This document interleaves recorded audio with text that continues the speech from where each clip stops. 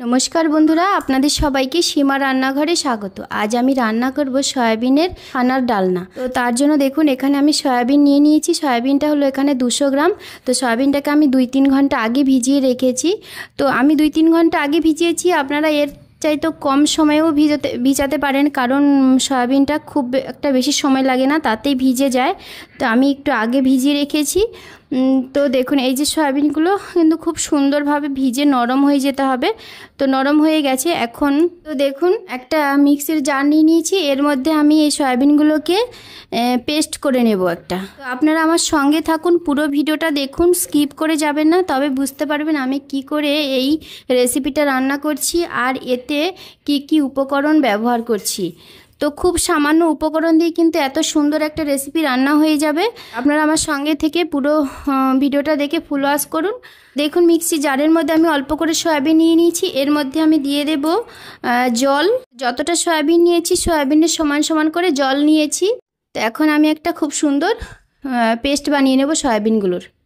তো দেখুন সয়াবিনটাকে আমি বেটে খুব সুন্দর একটা পেস্ট বানিয়ে নিয়েছি। তো একটু আপনাদেরকে দেখিয়ে দিই ঢেলে। এই যে দেখুন, যে এরকম স্মুথ একটা পেস্ট বানাতে হবে। এইভাবে আমি বাকি সয়াবিনগুলোরও পেস্টটা বানিয়ে নেব। তো দেখুন পুরো সয়াবিনটাকে আমি বেটে রেডি করে নিয়েছি। এখন আমি বানাবো এই সয়াবিনের ছানা। তো চলুন ছানাটা কিভাবে বানাবো সেটাই আপনাদের দেখিয়ে দেব। তো দেখুন আমি সয়াবিনের ছানাটা বানাবার জন্য উনুনে একটা পাত্র বসিয়ে দিয়েছি। তো দেখুন এই যে সয়াবিনের যে আমি দুধ বানিয়েছি, এটাকে কিন্তু এরকম পাতলা করে বানাতে হবে। এরকম পাতলা করে বানাতে হবে। যদি আপনাদের বাটাটা একটু ঘন হয়ে যায়, তাতে এখানে একটু জল মিশিয়ে পাতলা করে নিতে হবে। তো দেখুন এইরকম পাতলা কিন্তু রাখতে হবে। তো আমি এই সয়াবিনের দুধটাকে একটা পাত্রের মধ্যে দিয়ে দিচ্ছি। পাত্রের মধ্যে দিয়ে দিয়েছি, আর এই যে বাটিটাতে লেগে আছে, আমি বাটিটাকে ধুয়ে পরিষ্কার করে এর মধ্যে জলটা দিয়ে দেব। তো দেখুন বাটিটাকে ধুয়ে নিয়েছি আমি, ধুয়ে জলটা এর মধ্যে দিয়ে দিচ্ছি। তো জলটা দেওয়া হয়ে গেছে, এখন আমি গ্যাসটা অন করে দেব। তো গ্যাসটা অন করে দিয়েছি। এর মধ্যে আমি দিয়ে দেব ছোট ছোট 3টে এলাচ। এলাচ 3টেকে আমি একটু মুখ ফাটিয়ে নিয়েছি। এইভাবে আমি জাল করে নেব খুব ভালো করে। যতক্ষণ না উঠছে ততক্ষণ ধরে আমি এই সয়াবিনের দুধটাকে জাল করে নেব। যখনই দেখবো যে একটা বলক এসে গেছে, তখনই আমি এই সয়াবিনের দুধের ছানা কাটাবো। তো আমার এই ভিডিওটা যদি আপনাদের ভালো লাগে তাহলে একটা লাইক করবেন, শেয়ার করবেন, আর কেমন হয়েছে সেটা কমেন্ট করে জানাবেন। আর যারা আমার চ্যানেলটা নতুন দেখছেন তারা অবশ্যই একটা সাবস্ক্রাইব করবেন, পাশে বেল আইকনটি ক্লিক করবেন, যাতে করে প্রতিদিন যে আমি ভিডিওগুলো ছাড়ছি সেই ভিডিওগুলো সবার প্রথমে আপনাদের কাছে পৌঁছে যায়। যারা ফেসবুক পেজ থেকে দেখছেন তারা ফেসবুক পেজটি ফলো করে আমার সঙ্গে থাকবেন। তো দেখুন সয়াবিনের দুধটা জাল হচ্ছে, এখনো বলক আসেনি। তো বলক আসার অপেক্ষা করব আমি।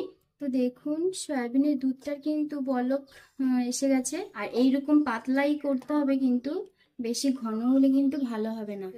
বলক এসে গেছে, এখন ছানাটা কাটিয়ে নেব আমি। তো দেখুন এই যে চামচ নিয়েছি, এই চামচের 2 চামচ পরিমাণ আমি এখানে দিয়ে দেব ভিনিগার। তো আপনারা লেবু দিয়েও ছানাটা কাটাতে পারেন, আবার ছানার জল দিয়েও কিন্তু সয়াবিনের ছানাটা কাটাতে পারেন। তো এখানে আমি 1 চামচ দিয়ে দিচ্ছি, এখানে আমি 2 চামচ দিয়ে দিয়েছি ভিনিগার। নেড়ে একটু সয়াবিনের ছানাটা কাটিয়ে নেব। দেখবো যে 2 চামচের ছানাটা হচ্ছে কিনা। যদি ছানাটা 2 চামচে না হয় তাহলে দেখুন সয়াবিনের যে অংশগুলো সেগুলো কিন্তু নিচে জমে গেছে, আর উপর থেকে জলটা কেমন আলগা হয়ে গেছে। এখনই বুঝতে হবে যে সয়াবিনের যে দুধটা আমি বানিয়েছিলাম সেই দুধটা ফেটে গেছে। এই দেখুন সয়াবিনের যে অংশগুলো সেগুলো নিচে জমে গেছে, আর উপরে জলটা ভেসে উঠেছে। তো এখন আমি একটা কাপড়ে দিয়ে এই যে সয়াবিনের যে ছানাটা আমি বানিয়েছি এটাকে ঢেকে নেব। তো দেখুন ছানাটা আমি যে কাটাবো তার জন্য একটা এখানে বাটি নিয়ে নিয়েছি। বাটির মধ্যে আমি দিয়ে দেবো একটা কাপড়। একটা কাপড় আমি এখানটা দিয়ে দিচ্ছি। কাপড়টাকে আমি আগে থেকে পরিষ্কার করে ধুয়ে নিয়েছি। তো এই কাপড়ের মধ্যে আমি সয়াবিনের যে ছানা বানাবো সেইগুলোকে ঢেলে দেব। তো পুরোটা আমি এখানে ঢেলে নিয়েছি।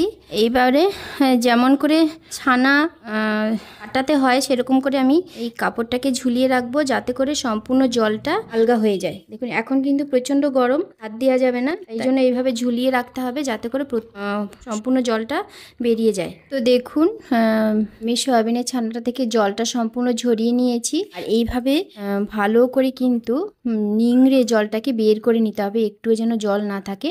তো এখন আমি আমি একটু চ্যাপটা করে এর উপর একটা ভারী কিছু চাপা দিয়ে দেব। তো চলুন দেখি সয়াবিনের ছানাটা কেমন হয়েছে। আমি এর উপরে একটা ভারী কিছু চাপা দিয়ে রেখেছিলাম।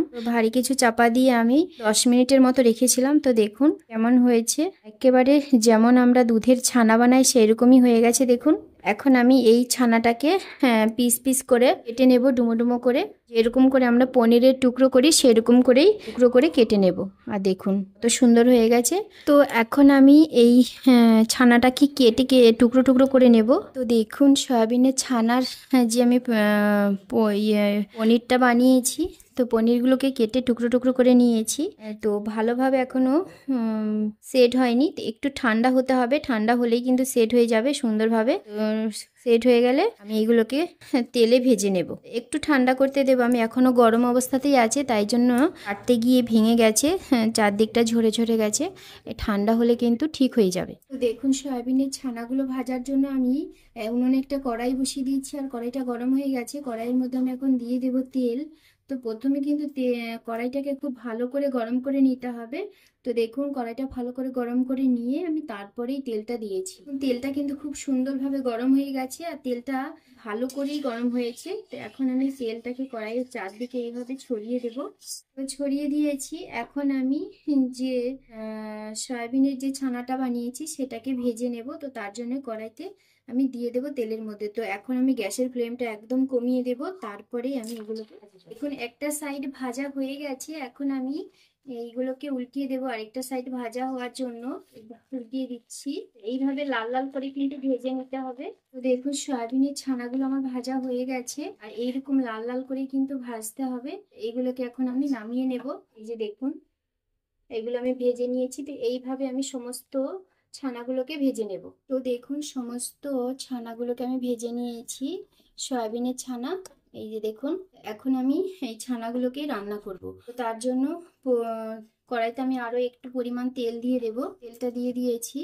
তেলটা কিন্তু খুব ভালো করে গরম হয়ে গেছে। এর মধ্যে আমি ফোড়ন দিয়ে দেব দুটো তেজপাতা, একটা তেজপাতা, একটু গোটা জিরে, দুটো দারচিনি স্টিক, আর দুটো এলাচ থেতো করে দিয়েছি। তো দেখুন ফোড়নটা ভাজা হয়ে গেছে। এর মধ্যে দিয়ে দেবো এখন কেটে রাখা আলু। তো আলুগুলোকে এরকম লম্বা লম্বা করে কেটেছি আমি, আপনারা ডুমো ডুমো করে কাটতে পারেন। তো আলুগুলোকে আমি এই তেলের মধ্যে খুব সুন্দর করে লাল লাল করে ভেজে নেব। আলুগুলোকে কিন্তু খুব সুন্দর করে ভেজে নিয়েছি আমি, দেখুন একদম সেদ্ধ হয়ে গেছে। এখন আমি এর মধ্যে দিয়ে দেব আদা বাটা। এখানে আমি 1 ইঞ্চি মতো আদাকে বেটে নিয়েছিলাম। তো 1 ইঞ্চি আদা বাটা আমি পুরোটা দেবো না, 1/2 ইঞ্চি আদা বাটার মতো দিয়ে দেবো। আদা বাটা দিয়ে দিয়েছি। এখন দিয়ে দেবো আমি হলুদের গুঁড়ো। হলুদের গুঁড়োটা পরিমাণ মতো দিয়েছি। দিয়ে দেবো আমি টমেটো কুচি। তো এখানে আমি একটা মাঝারি সাইজের টমেটোকে কেটে হাফ করে নিয়েছি, সেই হাফ টমেটো কেটে কুচি করে নিয়েছি। টমেটো কুচিটা দিয়ে দিয়েছি। এখন দিয়ে দেবো আমি জিরে বাটা। এখানে আমি 1 চামচ পরিমাণ জিরে বাটা দিয়েছি। দিয়ে দেবো কাশ্মীরি লঙ্কার গুঁড়ো। এখানে আমি কাশ্মীরি লঙ্কার গুঁড়ো দিয়েছি, আর আপনারা ঝাল লঙ্কার গুঁড়ো দিয়েও রান্না করতে পারেন, আবার কাঁচা লঙ্কা বাটা দিয়েও রান্না করতে পারেন, তাতেও কিন্তু ভালো লাগবে খেতে। দিয়ে দেবো আমি স্বাদ মতো নুন। এখানে আমি 1 চামচের থেকে সামান্য একটু বেশি নুন দিয়েছি। আর দিয়ে দেবো হিং। এখানে আমি ছোট চামচের 1/2 চামচ পরিমাণ হিং দিয়েছি। তো হিংটা দিয়ে আলুগুলোকে একটু নেড়ে চেড়ে মিশিয়ে নিয়েছি। যদি এখন দিয়ে দেব জল। জলটা দিয়ে দিচ্ছি। জলটা প্রথমে অল্প পরিমাণে দেব, দিয়ে একটু নেড়ে চেড়ে মিশিয়ে নেব। মিশিয়ে নিয়েছি। এখন আর একটু জল দিয়ে দেব। তো এখানে আমি 2 কাপ পরিমাণ জল দিয়েছি। যেহেতু ঝোলটা খুব একটা বেশি থাকবে না, আর গ্রেভিটা গায়ে গায়ে হবে, সেই জন্য ঝোলটা একটু কম দিয়েছি। আবার আলুটাও সেদ্ধ হয়ে গেছে, ভেজে আমি আলুটাকে সেদ্ধ করে নিয়েছি, সেই জন্য জলটা একটু কম দিতে হবে। তো এখন আমি এই ঝোলটা ফুটে ওঠার অপেক্ষা করব। দেখুন আলুটা কিন্তু খুব সুন্দরভাবে ফুটে গেছে ঝোলের সঙ্গে, আর সেদ্ধও হয়ে গেছে আলুটা। প্রথমে তো ভালোভাবে সেদ্ধ হয়েছিল, কিন্তু এখন আরো সুন্দরভাবে নরম হয়ে সেদ্ধ হয়ে গেছে। এর মধ্যে আমি দিয়ে দেব যে সয়াবিনের খন্ডগুলো ভেজে রেখেছিলাম সেগুলোকে। এইগুলো দিয়ে আমি গ্যাসের ফ্লেমটা এখন একদমই কমিয়ে দেব। কমিয়ে দিয়ে এইভাবে দেবো। সয়াবিনের খন্ডগুলো দেওয়ার পরে কিন্তু খুব বেশি নাড়াচাড়া করা যাবে না, তাহলে কিন্তু ভেঙে যেতে পারে। আর দেখুন সয়াবিনের যে আমি খন্ডগুলো ভেজেছিলাম খুব সুন্দর কিন্তু শক্ত হয়ে গেছিল। আমি আপনাদের একটু দেখাবো ভেবেছিলাম, কিন্তু ভুলে গেছি। দেখাতে। তো দেখুন কত সুন্দর শক্ত হয়েছে, এই যে দেখুন ভীষণ সুন্দর শক্ত হয়ে গেছে। তো খেতে কিন্তু ভীষণই টেস্টি হয়। আপনারা যদি বাড়িতে এইভাবে একদিন না খেয়ে দেখেন তাহলে কিন্তু কিছুতেই বুঝতে পারবেন না যে এই রেসিপিটা যে এত সুন্দর টেস্টি আর এত সুন্দর মজাদার একটা নিরামিষ রেসিপি। তো দেখুন আমার এই রেসিপিটা হয়ে এসেছে, নামিয়ে দেবো। নামিয়ে দেওয়ার আগে আমি দিয়ে দেবো গরম মশলা। গরম মশলাটা আমি দিয়ে দিচ্ছি, আর দিয়ে দেব ঘি। তবে হ্যাঁ, আজই আমি ঘি দেব না, আপনারা ঘিটা অবশ্যই দেবেন। যারা ঘিটা পছন্দ করেন তাহলে ঘিটা অবশ্যই দিতে পারেন। আমি ঘিটা দেব না, কারণ ঘি আমাদের ঘরে সবাই পছন্দ করে না, সেই জন্য আমি ঘিটা ব্যবহার করছি না। আপনারা কিন্তু ঘিটা অবশ্যই দিতে পারেন যদি পছন্দ করে বাড়িতে সবাই। তাহলে তো নিরামিষ দিন এইভাবে এরকম একটা রেসিপি অবশ্যই বানাবেন। তো আমার এই রেসিপিটা কেমন লাগলো সেটা কমেন্ট করে জানাবেন। যদি ভালো লাগে তাহলে লাইক করবেন, শেয়ার করবেন।